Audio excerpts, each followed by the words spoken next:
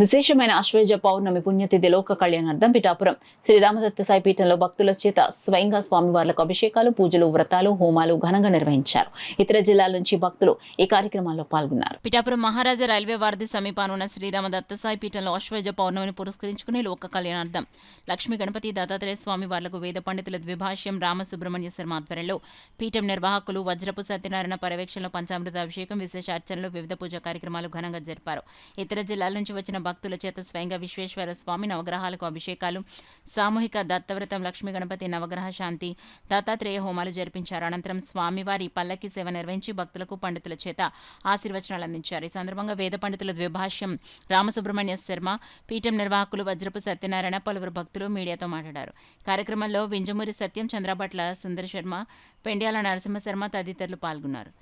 ప్రజలందరూ కూడా ఆనందకరంగా, సంతోషకరంగా జీవించాలనే ఉద్దేశంతో ఈ యొక్క కార్యక్రమాలు నిర్వహించడం జరుగుతోంది.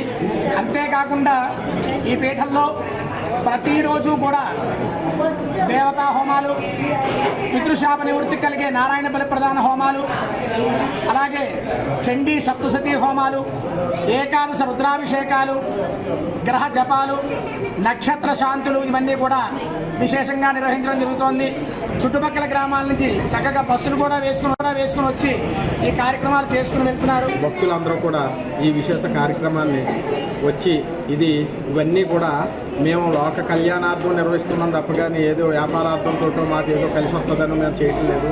అందరూ భక్తులు చెప్తున్నారు. ఈవేళ రాష్ట్రాల్లో, మన రాష్ట్రాలే తెలుగు రాష్ట్రాలే కాకుండా ఇతర రాష్ట్రాల నుంచి కూడా భక్తులు వచ్చి విశేషంగా ఇక్కడ పూజాది కార్యక్రమం నిర్వహించుకోవడం చాలా అది మా పూర్వజన్మ సుకృతంగా భావించి ఆ దత్తాత్రేయుడికి సేవలో మేము అంకితమై ఉన్నాం.